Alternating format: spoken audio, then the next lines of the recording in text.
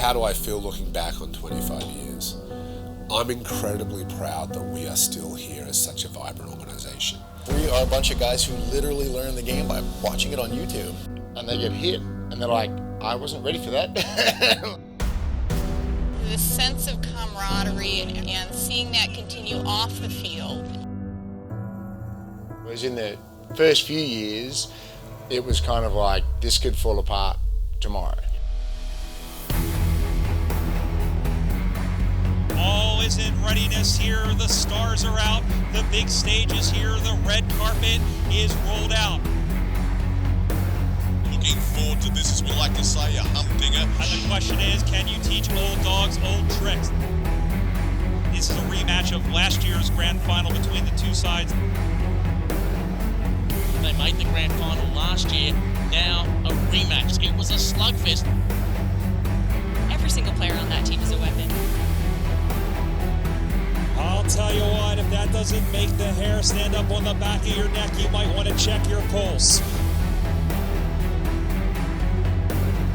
So, hang on to a partner. This is going to get rough and ready. The two best sides here at the Nationals. The dream rising to the top in Prince fashion.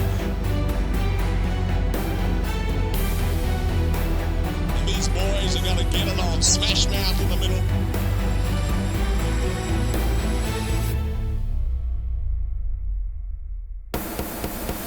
And a fantastic mark in front by the number 12.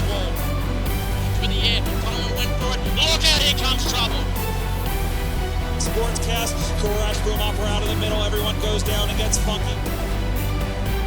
Saying, calm it down. I got this. Let's take some good marks. Let's play some clean footy. That's where we shine.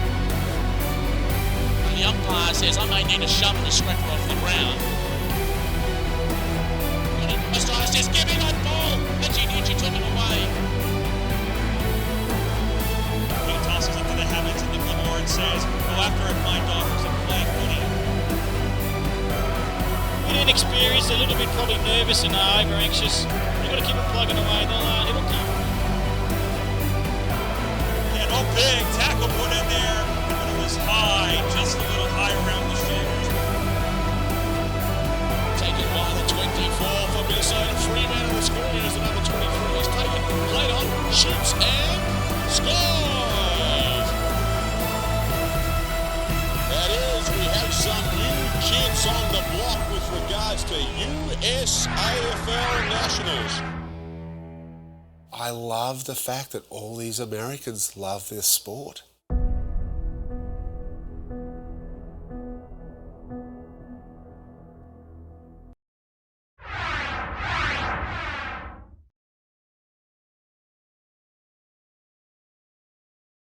From the Silver Lake Sports Complex in Ontario, California, we continue our coverage here on Go Live Sportscast of the 2022 USAFL National Championships. This is the second game of Division 4. It's a Pool B match as the Sacramento Suns reserves take on the Denver Bulldogs thirds side. And we've got some combinations here we'll tell you about in just a moment. But before we do, I'm Brian Barish. Great to have your company. And joining me in the commentary position on special comments, a guy who knows a bit about the Denver team. He was a former coach, a player for them, won just about every single one of all 8 of their national championships at some level. Current coach of the USA Revolution Tide, Tom Ellis. And Tommy, this would be, it shows really how well Denver is doing that they brought enough essentially for 2.5 teams. Oh, it's fantastic. I mean, I haven't been around them as a player or coach now for a few years. So they got 3 groups out here, and I hardly know anybody on this squad right here. So, I mean, that tells you how much growth they've done. Especially when you consider the fact that we are just coming out, essentially out of the back end of a pandemic. They were one of a few clubs that really didn't miss a beat. And you talk about growth as well. How about the Sacramento Suns team? This is the first time. This is, I think, the most players that they've brought. They've brought just about enough to fill a full team. We got a couple of players as well from the Wasatch Wargulls, who are based just next door over in the Salt Lake City area. We have one player, Jonathan Rosenfeld, who comes to us from the Atlanta Kookaburras, and one player from the Baton Rouge Tigers, and William Mussack. We don't have a number for. We'll try and get his information for you. Denver, by the way, playing with a couple of players from the Seattle Grizzlies. And Division IV, as you know, Tommy, it's always a little bit of a crapshoot because it's always players that are come together from different teams. It's a matter of who can congeal the fastest. Yeah, I mean, and this is what you want. You want to have guys that get the opportunity to come out here and play.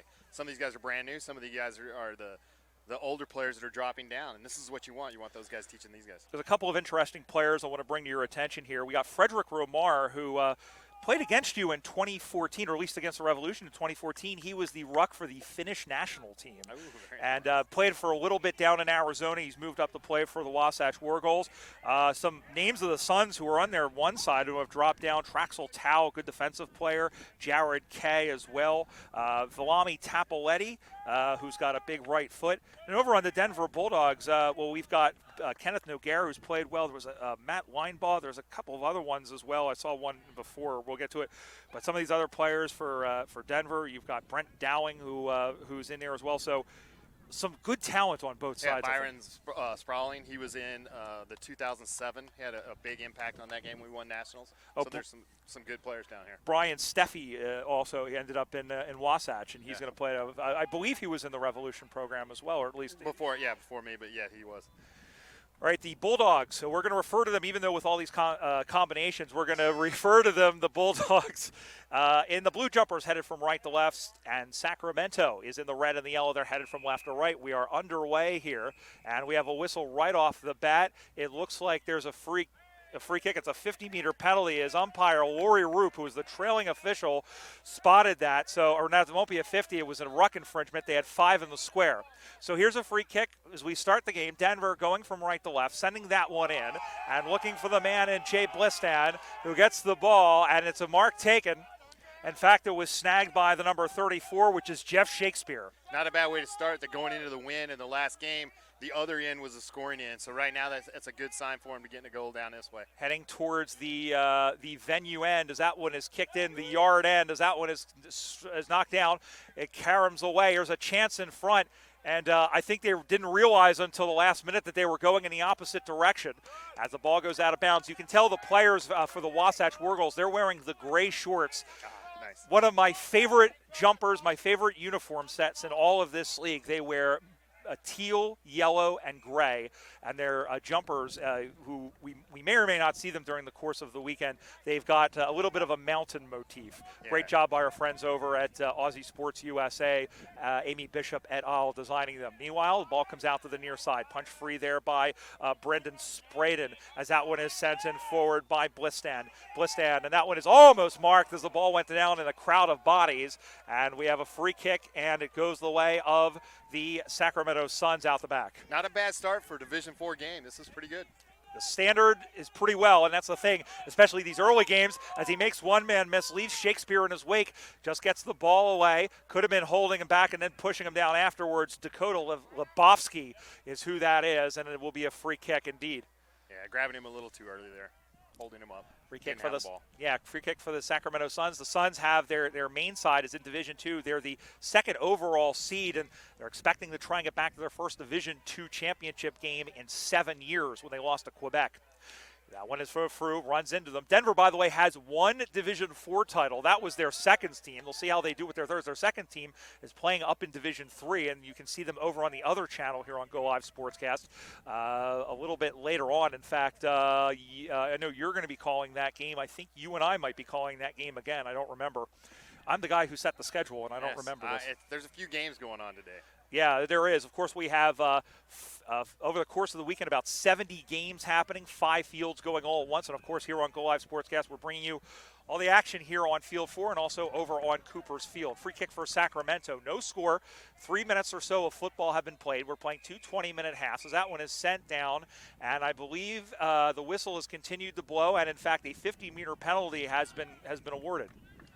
Yeah, I'm not sure what that one was. I didn't see that as well. I think that we were too close to the mark, or maybe have even been over the mark. So it'll be a free kick.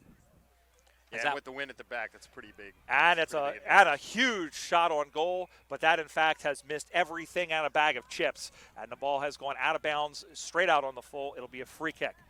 No score, Sacramento and Denver. There are 6 teams in this Division IV, 2 pools of 3. Both of these teams will play their other pool mate. which in thinking about it, I believe is it's that Southern California combination, Orange County, LA, and San Diego, all reserves. And the top two will advance to the semifinal. Whoever ends up in third place will play in a consolation match for fifth place tomorrow. Of course, I know you love that format with the 6 teams because everybody gets a chance at that semifinal. You have that basically that sudden death. You need to win one game to get into the grand final. Yeah, it's a great American tournament style. Ball goes to ground, spots out, and controlling that there and running around with it is the Bulldogs. Handball up over the top to Ben Hickson. Hickson sends that one up on the right. Not a great, well, it was better than I thought. It's the opposite of one of Aunt Becky's cookies. A lot of blue jumpers there. Dropping the pill, I believe, was Dowling. And little handball off in front. And the Bulldogs want a call. They're going to get it. Improper disposal and a free kick. Dowling, one of those guys, looking at some of these, we see Mitch McGraw, Steve Noble, we mentioned Shakespeare. Some of these guys go all the way back to some of your premiership teams. Yeah, 2015 for sure. They were playing with us at that time. Of course, a lot of them, the guys like Rich Mann and like Vandy Vanica, the guys were really in the meat of it, playing on the reserve side. Great smother in there by, I believe that may have been Typoletti. And, in fact, no, that isn't. That is Jacob Tracy, who did a good job of spoiling that one. Ball pops up high in the air, in the middle of the ground once again. And that one is hammered out to the near side. Picked up and now running for, down he goes. And Frederick Romar is G-O-N-E gone. And running him down from behind is Cormac Delaney, I believe. He's the one with the footy. Now they're saying... No, it wasn't. In fact, it was Brent Dowling who made the great tackle on Romar. Dowling lets loose. Wounded duck of a ball. Almost picked off by one of the defenders. Sprayed that one off to the right side into the Cal paddock. And now it's like the grand final sprint. And going to win that one and running from behind was Dan Kerwin. Kerwin got the ground, just got the playoff. Great hustle by Danny Kerwin to outrun 4 other players to get to the footy first. Yeah, right now Denver's running through really well in numbers. If you look up, they've got 3 or 4 guys coming through. So right now they're looking really good with the flow. They really are, and still no score that we've seen so far. Not to be expected, first game of the tournament. It's always a little bit scrappy at the beginning. It is a lot, but we have seen some good skills and we have seen some good hustle. That one is sent back in the other direction. Just got the kick away. He just whiplashed back. Oh goodness, that was not good. And that was Mitch McGraw. And the human body was not meant to bend in that particular direction. Yeah, just a tough tackle. Just happened to hit him back. The good thing is this ground is good. It's a really good soft ground. So you won't see as many injuries with that because of these grounds. I would say, just in my kind of precursoral look at this, I would say this ground is as good as the one in Florida, which, by the way, if you haven't heard, we'll be back there next year for the 2023 National Championships. Super exciting. I'm just happy it's still there. Yeah, we did reach out to them. They did say they were going to look and see how things are. I think by and large it wasn't as bad as it was, I think, a little bit further south. And, of course, our thoughts with our friends down in South Florida still recovering from Hurricane Ian. It has affected some of the numbers of this tournament. This was originally an 8-team division. We're down to 6, but that's okay. As we play on here, that one is sent, and that one almost caught at the knees there in self-defense. That one is rumbled forward. Going after that one, there is Andrew Yamakawa. And Yamakawa will send that one forward, goes through, picked up, and goes back in the other direction. Sending that one again is Denver. Still looking for the first score of this game. And that one is kicked out the far side by, looks like there by the number 40, which was Greg Kettlehake. Or Kettlehake if you prefer. Kettlehake if you prefer.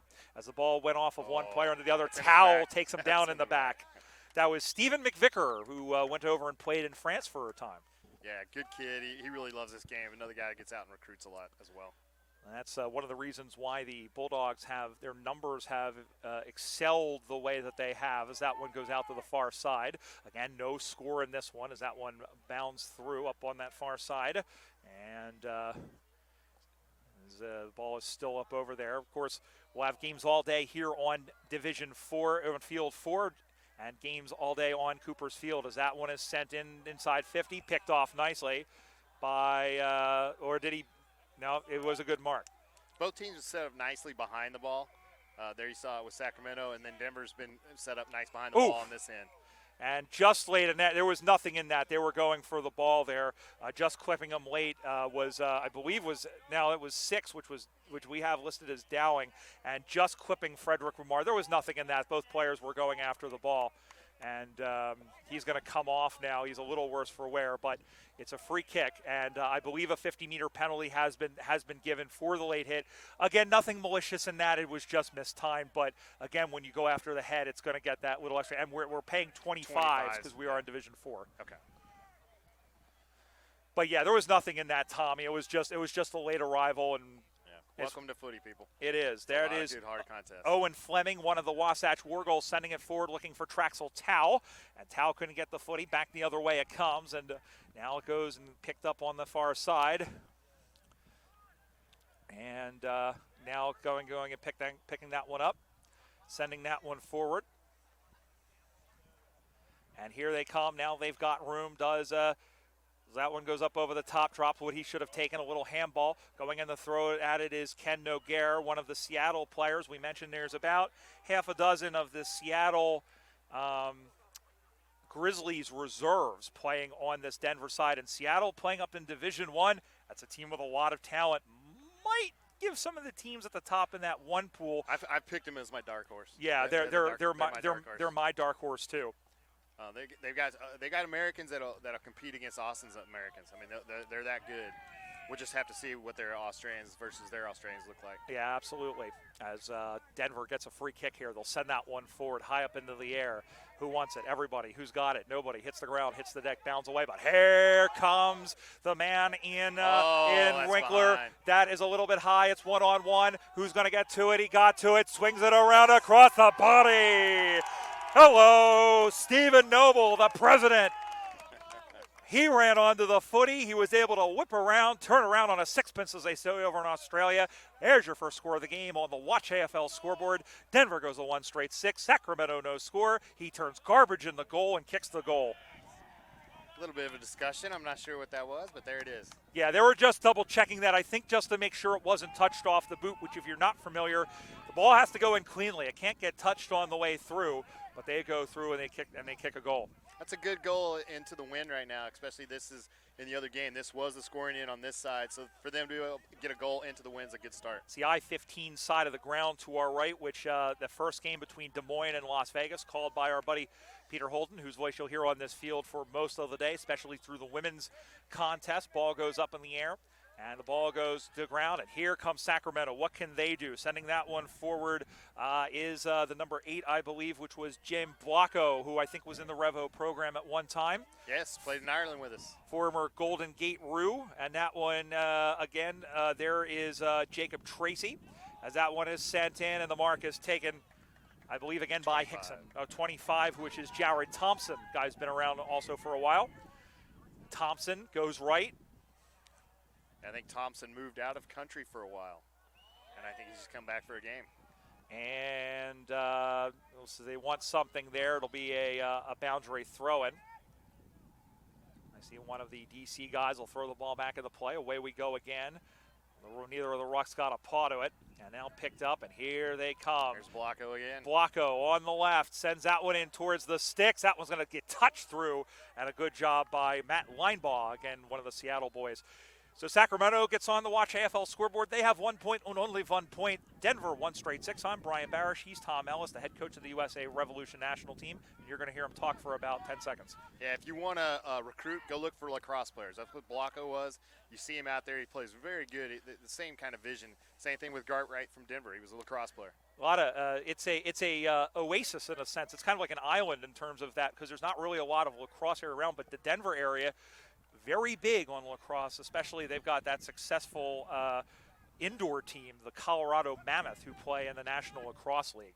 Yeah, and East Coast as well. They've got a lot of it out there. So if you're looking for a player, go get some lacrosse players. Yeah, especially, hey, I'm pretty sure there's a few in the Baltimore and D.C. team. That's a big area. Only we get a team up in Buffalo, Syracuse, and that was a nice mark over the top. And I believe that was Daniel Kerwin who made that run. He's playing back in the forward line, the back line.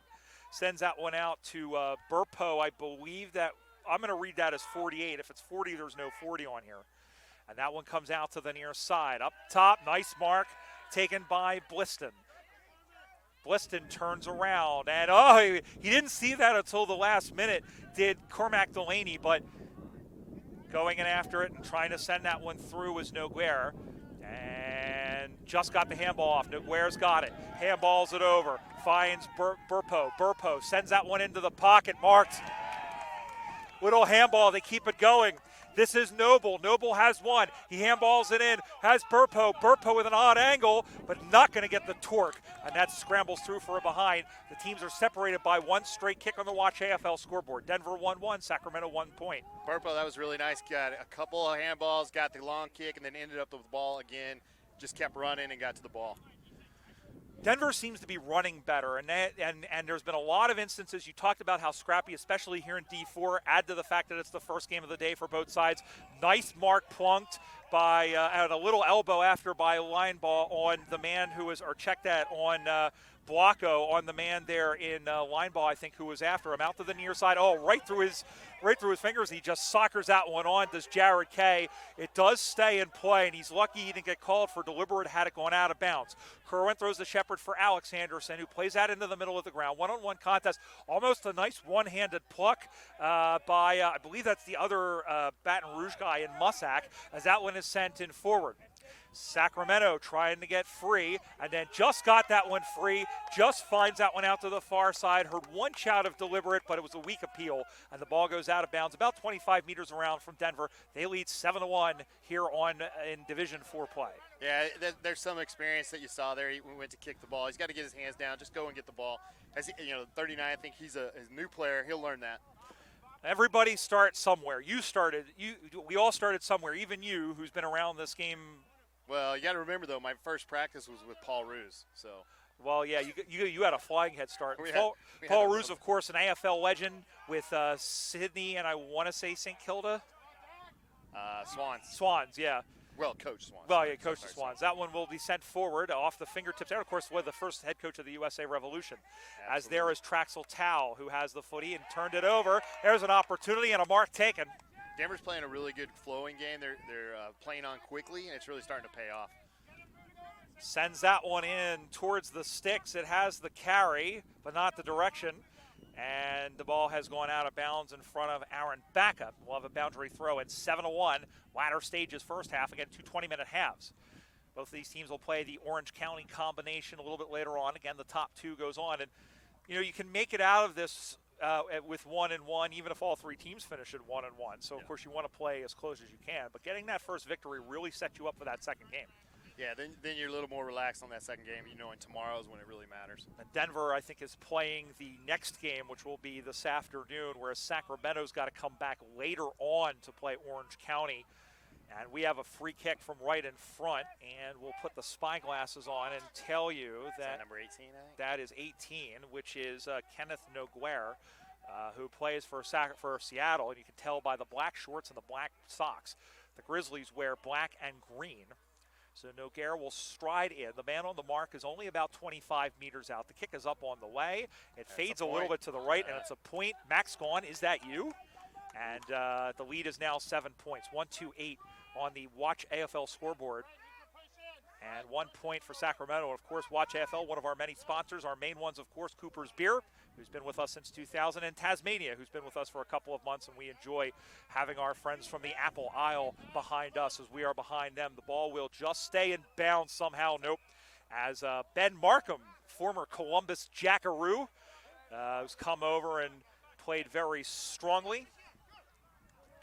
Yeah, did you see that missed opportunity there? With these games being 20-minute halves, you want every opportunity. When you're square in front like that, you want to make sure you get those goals. You never know what you're going to see in a USAFL game, and we just had Trent McElroy come off the ground, number 24 for Denver. He's wearing shorts from the Vancouver Whistler Hawks of the BC AFL. Seattle has brought a number of players from the BC AFL across the border to play with them at a couple of levels, which is fantastic.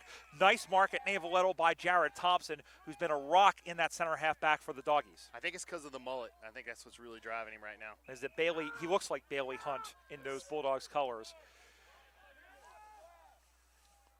Taking his time here, and in fact, that is the green and gold shorts. That could only be Jonathan Rosenfeld, the only representative here from the Atlanta Kookaburras. Sends that one far, one-on-one contest, but he outkicked the coverage. And now out the back. Oh, he took him down around the legs, and that's going to get called. Oh, but the question is, Traxel Tao was there to kick it, but Lori Roop rightfully calls everything back. It'll be a free kick. I know you're not going to like this reference. In soccer, that would have been a red card. I don't even know what you're talking about. So a free kick. Yes, Denver's been holding up real well, and they just let one get over the top of them with a little penalty, and now this is going to put them right back in the game if they get this goal. This is Traxel Tao, who is not wearing his towel. He kicks that forward. It sails through majestically like a flatulent moth, and the Sacramento Suns are on the board, and it's now a 1-point game on the Watch AFL scoreboard. 1-1-7 Sacramento trailing Denver 1-2-8. We have a ball game here in the early going here on Field 4. That's how quick it can turn. Denver was in pretty much control of this game. There wasn't much ball down here, and they get one shot down here, and boom, it's all back. The beauty of footy. It's never, you think you have it figured out, and then all of a sudden somebody goes 150 yards in the other direction, and now we have a 1-point game. Brian Barish alongside USA Revolution coach Tom Ellis. Remember, we'll be here all day. Peter Holden will be back. We have women's games coming up, D1, D2 games. The next two are D2 games, and then we have D1 games coming up. Is that our field? There it is. It is. Halftime at the football.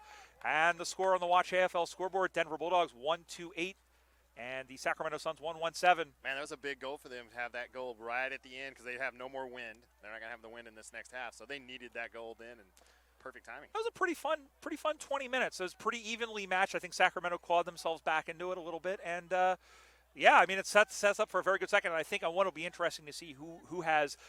We talk about endurance. This is still early in this game. It's only the first game, but who will have that late game endurance to maybe see this game out? Yeah, it'll be interesting to see. Denver, I've always said Denver has that advantage of being at the Mile High. They come down to sea level, and then you got the guys from Salt Lake just as well, right? Yep, they're from right across. So that'll do it for the first half. Again, 8-7 the score. We'll step aside, come right back. You're watching the 2022 USAFL National Championships here on Go Live Sportscast.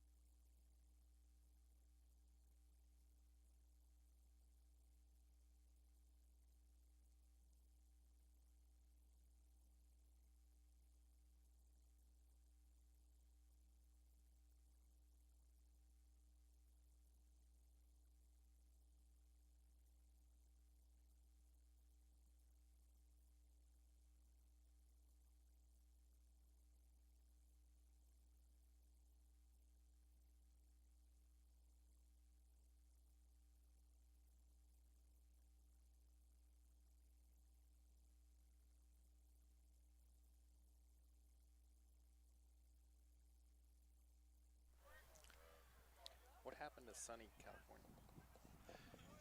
Back here in Go Live Sportscast, the 2022 USAFL National Championships, here from quote-unquote sunny Ontario, California. I'm Brian Barish alongside Tom Ellis, the head coach of the USA Revolution National Team, Division 4 action. Second half about to begin. The Denver Bulldogs leading 8-7.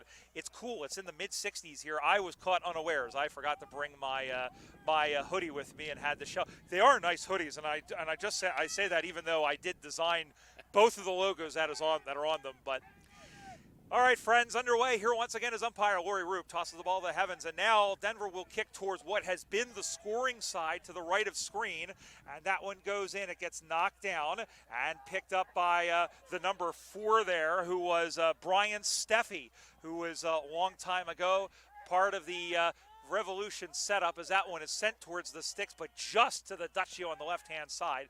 Skitters just across the face, but not a terrible situation because it's a boundary throw and right in the shadow of the posts. That's what you want. Come straight out of the middle, get it ball down there in the wind. Ball comes spinning back in the play once again. Sacramento trying to go after it. That one is sent in towards the sticks, and this time the goal umpire has to do a little shuffle and a little dance. And he threw for 1 point, in fact. Took a minute for that to happen, but it is 1 point. So on the Watch AFL scoreboard, Denver goes to 1-3-9, and Sacramento 1-1-7. Ball comes out to the near side once again. When we get a moment, we'll give you some around-the-ground scores from some of the other action from the 9 o'clock games. As that one comes back up in the air, ball goes high up in the air. 2 players come over. Thompson almost had to take that essentially to allow himself to have kids in a later life. That's all I'll say, as just getting that one away was Mitch McGraw. McGraw, as that one again, right into nether regions, is kicking that one forward as Dowling. Through the hands there of the player, crash boom opera once again, and there's a free kick. It will be awarded again to Noguer, number 18. It's just a tough call on Sacramento there. He's going hard. He's doing what he can. It's just experience level right there. He was grabbing the man before the ball. Yeah, you would think that a goal would change things dramatically, and that one is sent right into the defenders there. It's 2-on-1, and I believe that was Typoletti trying to get the play out there, and the player was held off the ball. It'll be a free kick to Sacramento, and they'll have a chance to shake the old Etch-a-Sketch and draw up something new. Worth mentioning, by the way, we mentioned the Wasatch War Goals. We've got Lizzie Sawyer, who you'll hear a little bit later on the call, on the coaching staff for this team. And Lizzie, cannot be said what she's done. Originally, as a nice mark was taken, part of the Minnesota Freeze, came over to live with her husband Tyler, who's out there playing, and has really helped grow that Wasatch club in Utah. Oh, just come out of nowhere. That's what you want. These guys are going out and make some more clubs. Yeah, we've had a couple of clubs go dormant. We're down to 48 clubs across the country, but still got a lot of up-and-coming possibilities. Chattanooga, Tennessee has been really active over the last couple of months, and probably we'll see them join at some point. Yeah, after the COVID era, it's really good to see numbers coming out again. A lot of teams kind of resurrect. Mentioned St. Louis, who we're going to see a little bit later on. Las Vegas has done well. They're playing together. It's Kansas City, as that one pops into the hands of McElroy, who comes out to the near side, and falling down on his tuchus there was Spradlin. And now here comes Traxel Tao. That one goes off the knees there of McVicker, picked up by Steffi into the middle, but picked off by Thompson. Thompson, in my opinion, has been best on ground for the Denver Bulldogs so far. He's playing in that back line very, very well. He's picking them off. Mark taken by Owen Fleming in his breadbasket. Looks to the right side. Has the man on the mark in front of him in Burpo. Now comes off the mark. Oh, he makes Burpo look. He's going to get a shepherd and sends that one forward. It didn't look like he was going to win that race. And that one is crash boom opera once again as K, but he lost the footy. Denver will clear out to the near side. Drops in front of Limbos. Oh, he's taken down. A big tackle in there and a little bit afterwards as James Blocko hit him pretty hard. Point in the direction, sir. Point in the direction. Adam Alvarez out of New York, our umpire. Noted Yankees fan, but we won't hold that against him too much.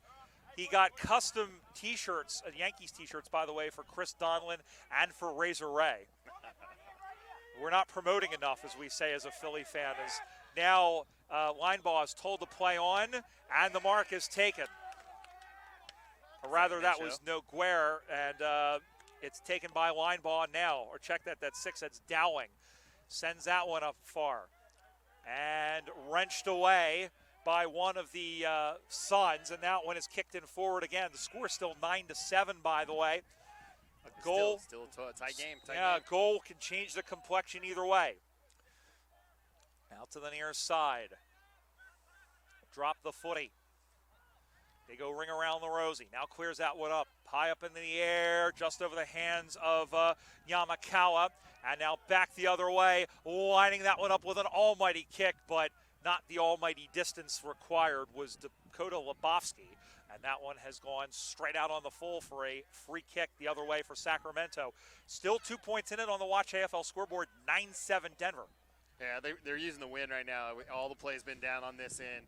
If Denver can just get another goal down on this end, that might seal it. I believe I'm going to be corrected here. In fact, that did go through for a behind. 3 points now the difference on the Watch AFL scoreboard. It's now 10-7. We saw it. I don't think the scoreboard operator saw it, but it's 10-7 the score as that one is picked off. Now here's Tyler Sawyer as the ball goes out, did go out of bounds. But still, a point now it is on our scoreboard over there. It's not the worst thing in the world, Tommy, because, again, now you're still a goal puts you in front. Yeah, absolutely. And you saw them how fast they went down earlier that could do that. Ball gets knocked forward once again, in and out of the hands of Steve Noble, who has the only goal for Denver so far.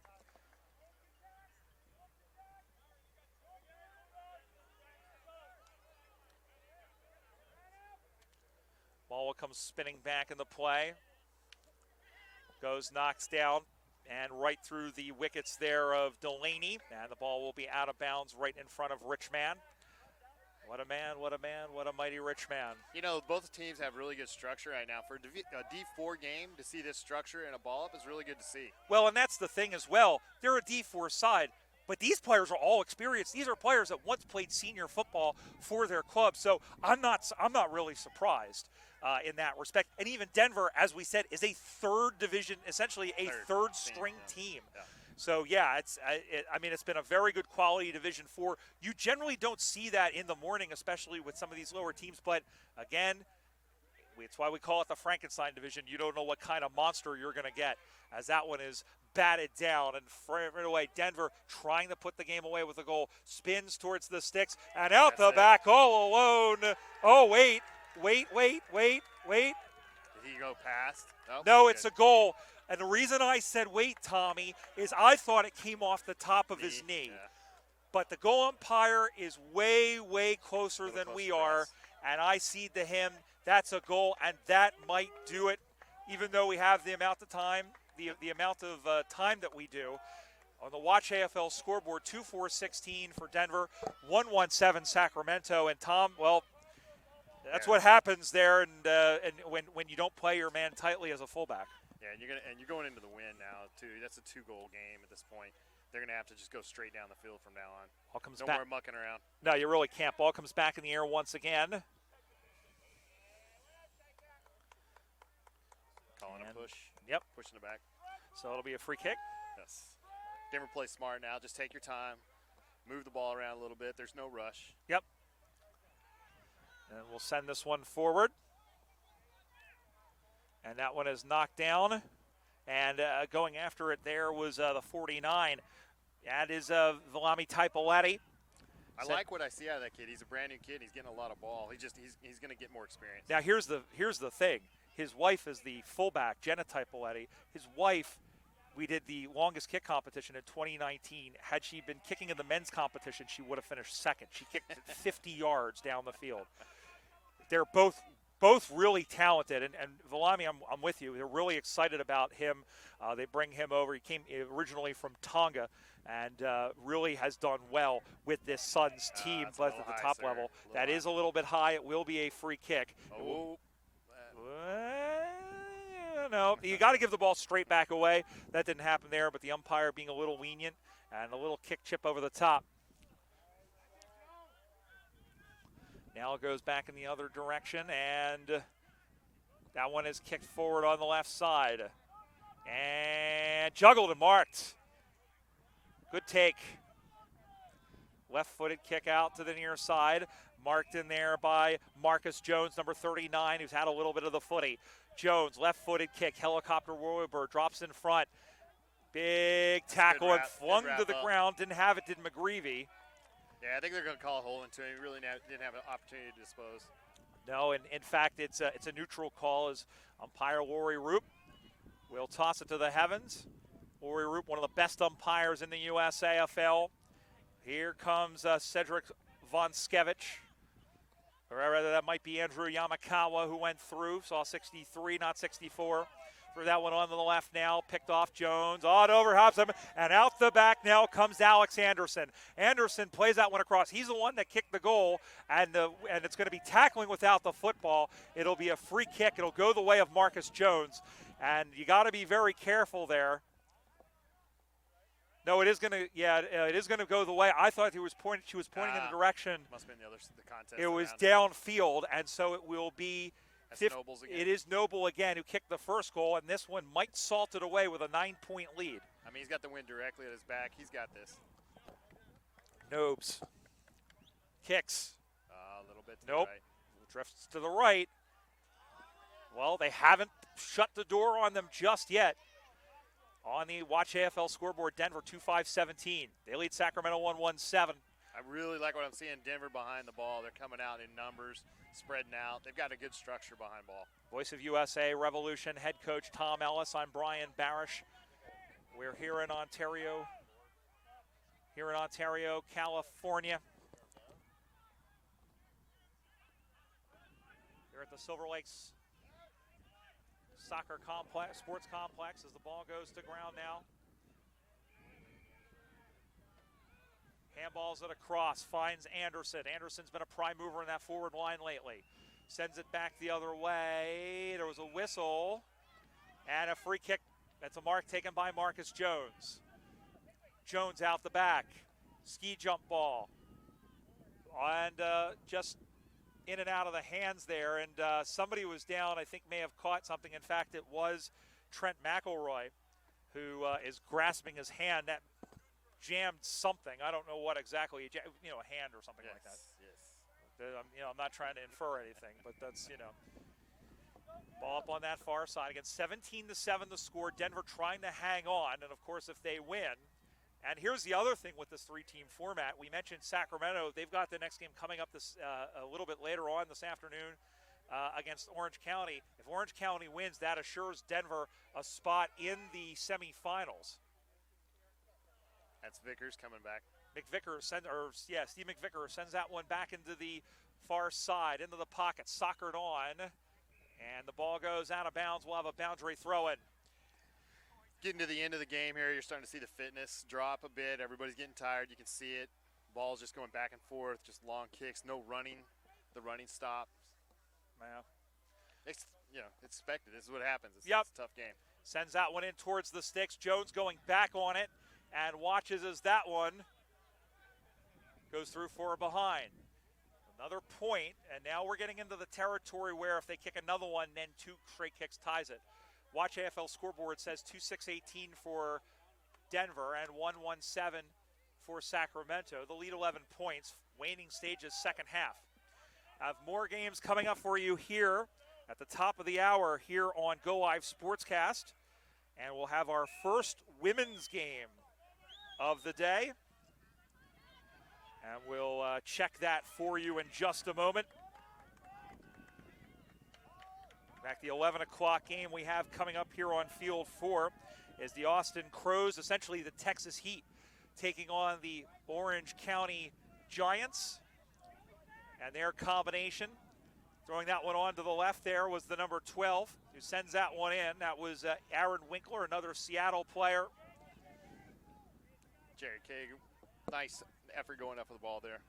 Ball goes to ground, ripped away, and throwing that one into the back now, sends that one back the other way. Chow gets to it in a one-on-one contest, him and McVicker. That'll be fun to watch. McVicker shoves him away. Tao stays with it. Watch. A big hit Oh, that was right around his hips, too. Is taken down with Spradlin. And then that one will go sailing away. It'll be a free kick. Sacramento running out of time. They need to show a little bit of urgency here. Yeah, earlier that goal in front that they had a shot at, if they had hit that, they're a little bit tighter. So there's those opportunities missed early that they'll catch you up on you in these 20-minute halves. Especially, with the wind. Yeah. And now that wind is picking up a little bit more. I'll tell you what, with all these palm trees and everything, I feel like I'm in the weather. I feel like I'm in Melbourne. Nice mark. Beautiful mark taken by Brent Dowling. That's the mark of the day so far. Yeah, actually, I think that's Mitchell. I think 9 and 6 have switched numbers. That's so. Okay, that's Mitch McGraw. That's the ones. And then Downing is 9 now. I hate when they switched do it that. around. This is yeah. Well, when we finally got a good view of them right close, that's when we knew. McGraw takes the mark again. 2 great marks. As right on the weird side, and they're gonna he's just gonna milk the time. He gets 7 seconds. This is a veteran move. Just take that time. Yeah, but of course now, you should be telling him to play on at some point, but he plays on anyway. And that one will bounce away from Jones, who has really hustled in the back line. I think he's a relatively new player for that Suns side. Yeah. The ball goes out of bounds on the Watch AFL scoreboard. Denver 18, Sacramento 7. I think with the structure that Sacramento has, you're going to see that kind of a guy come in and play and get better as the years go. Yep. Ball goes to ground once again. And the ball goes out of bounds. We'll have a boundary throw in. At this point, they're just trying to get through this. Yeah, you don't want to get anybody hurt at this point. Another big kick with the wind. And that one, it's going to go through. That should do it. Beautiful.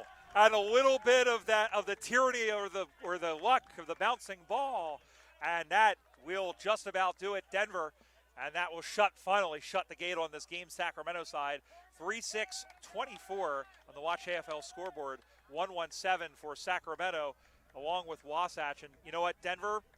I mean, there's a lot of experience on both sides. I think Denver has a little bit more, and that's what's taking them home. Yeah, you're going to see it. I mean, you got Mitchell's a good Australian. You got Dowling's a good Australian. Seattle, I don't think, or the Sacramento team I don't think has maybe one Australian. So I mean, you see that in this group. Yeah, we're just looking at it now. Yeah, they've got the one, and. As another square obstruction. We saw one at the very beginning of the game, and again, it's going to go against Sacramento. Yeah, just looking at it, I'm not sure. I think there might be one Aussie on the entire Sacramento side. Rob Montanaro from Baton Rouge isn't here. So, yeah, it is definitely a much more experienced side as Jones bats the ball out of bounds for the Suns. Again, waning seconds of this match, and Denver poised to go to 1-0. As we said, this holds and Orange County can defeat Sacramento. Denver will be assured, and then that game a little bit later on will be very important because it'll determine the matchups in the semifinal. Tomorrow we'll have one of the semifinals. In fact, whoever comes in second will be playing the winner of Pool A on this field here on Go Live Sportscast at, I believe, 10 a.m. tomorrow morning. And this will kind of set you up for how the day is going to go with this wind. It kind of shows you that this is going to be the scoring in. If you're going into the wind in your first half, you better really play defensively, get the win in the second half and score. So I mean, this kind of sets it up for the whole weekend. Ball goes out of bounds, and we'll have a boundary throw in on that far side.